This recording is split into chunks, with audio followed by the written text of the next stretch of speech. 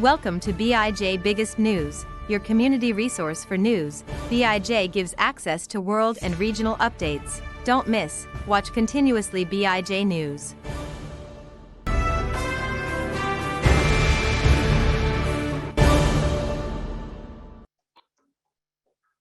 Thank you, Nika. Good afternoon. I'm speaking to you today from Damascus. I'd like to start by offering my sincere condolences to the Syrian people for the enormous losses they have sustained. I have seen firsthand the devastating impact of the earthquake and listened to the stories of survivors. In Aleppo yesterday, I met Noah, a girl who lost both her parents and suffered a broken arm when their 6-story apartment building fell. Noor is just one example of an unfolding tragedy that's affecting millions. The compounding crisis of conflict, COVID, cholera, economic decline, and now the earthquake have taken an unbearable toll. I also offer my deep respect and admiration to the survivors and responders, including our own WHO staff. I have been so impressed by the dignity, faith, and hope expressed by so many survivors and by the dedication of the responders. WHO is with the Syrian people and with the people of Turkey. National and international organizations, neighbors, mosques, churches, and community groups are racing to provide people with a place to sleep and feel safe, with food, clean water, and medical care for injuries resulting from the earthquake, but also for other health needs. At one of the shelters we visited yesterday, a mobile health clinic supported by WHO is distributing medicines to people who had come in for support for a range of conditions. Many people had headaches, difficulty sleeping, and anxiety. WHO and other organizations have trained community workers to offer rapid mental health support, but much more is needed. In addition, WHO is providing medical supplies and working with partners to provide specialized medical care. And so far, we have distributed 110 tons of medical supplies to affected areas throughout the Syrian Arab Republic. A flight is scheduled to reach Damascus tonight with specialized emergency health supplies, which are vital for frontline workers as they manage casualties. In addition, we're supporting surge capacity of frontline specialized medical teams. On the morning of the earthquake, WHO immediately accessed its prepositioned supplies in the Northwest and Aleppo, making treatment of major injuries immediately possible. After checking on the welfare of their own families, our staff immediately went to warehouses to start distributing supplies to health facilities. WHO is working across all affected areas and further scaling up across the country, including in the Northwest. WHO immediately made available $16 million from the Contingency Fund for Emergencies for the response in both the Syrian Arab Republic and Turkey. Today, we have launched an appeal for $43 million to support WHO's response in both countries. This will increase as the magnitude of this disaster becomes even more clear. But we need to take the response to the next level to reach all affected populations in all areas. We welcome the easing of sanctions by the United States of America.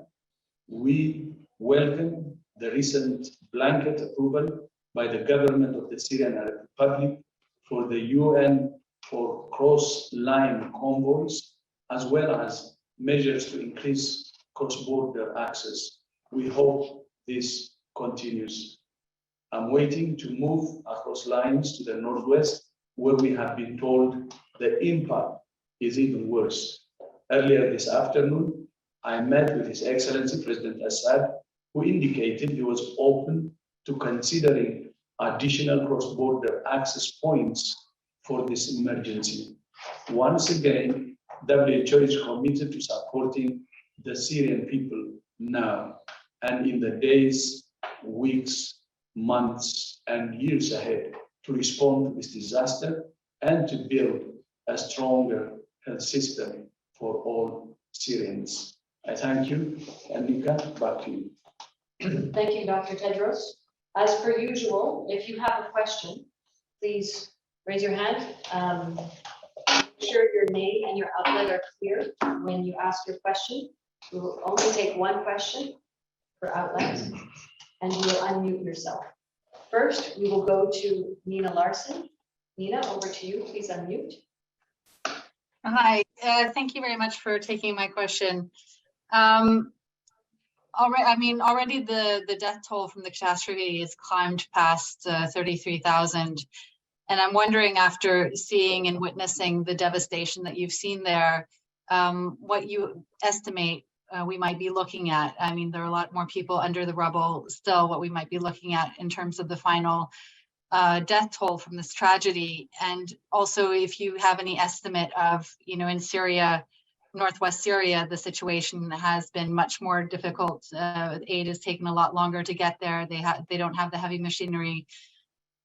How many more deaths do you think that may have caused? Thank you. The approvals there are, I think, Nick, you're familiar with the situation in northwest Syria, so we are waiting for approvals from the other side, from entities on the other side, and as soon as we get those, as indicated before, those cross-line missions will go ahead. In terms of the emergency medical teams, we don't need emergency medical teams that's coming into to Syria at this point in time. WHO has brought in a trauma specialist who's worked with the local providers here and the surgeons and emergency physicians. We've already done a rapid assessment. They've scaled up, heroically. So we don't need the emergency medical teams here in the government held areas of Syria. In the northwest, we still haven't been able to do a full enough assessment, but we have 3 emergency medical teams that have indicated an interest and willingness to go into the northwest. We are exploring that option right now. A lot of considerations, as you would be familiar with. In terms of functionality of health facilities, there's only 51% of health facilities across Syria prior to the earthquake that were fully functional. There's another 25–30% that are partially functional. We don't have as good data from the northwest. That's because facilities come and go.